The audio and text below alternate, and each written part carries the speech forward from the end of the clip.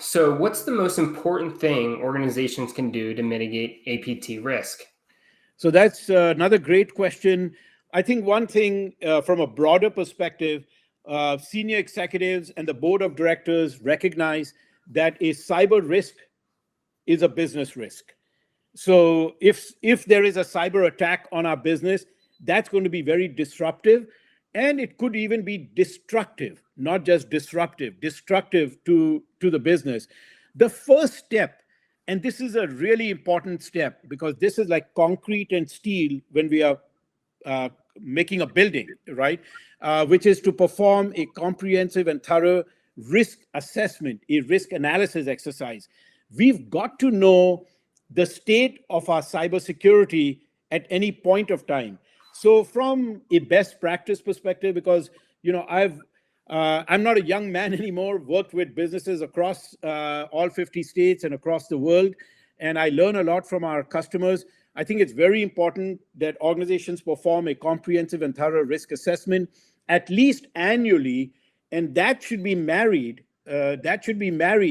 With a vulnerability assessment that the organization performs on a quarterly basis. And organizations must be diligent about performing that exercise on a regular schedule.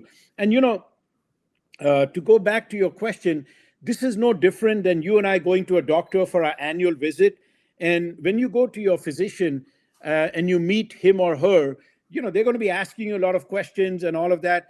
But there's another thing that happens. They give you a lab test so you can do a blood test and others, so they get some more insight on the human body. The technical vulnerability assessments provide the same insight into the state of security of the organization. And our organizations are increasingly very complex. And so we got to know the state of our firewall systems, the DMZ, the demilitarized zone. What can that be compromised? What about the servers? We may have servers inside the organization. We may have servers in the cloud. Are those appropriately hardened?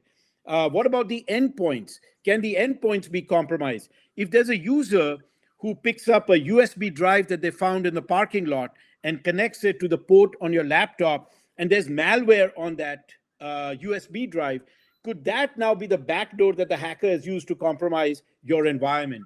So the endpoints, the server security, the firewall system, and then transmission security in terms of wired networks, wireless networks, and all of that.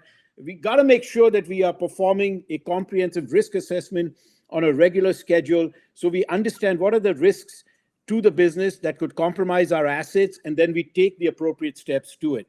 And the last point that I wanted to make, just from a life cycle, we got to think of this as a life cycle. We got to repeat this on a regular schedule. So the risk assessment typically takes about 8 to 10 calendar weeks of time to perform a reasonable and comprehensive risk assessment exercise. So if you take that 2.5 months it takes to do that body of work, and the remaining 9 or 10 months in the year, we are performing risk management. And the combination of risk assessment and risk management is our life cycle. And then we repeat that on an annual basis. And I think organizations have to be very determined and diligent to ensure that they are, in fact, performing those exercises on a regular basis.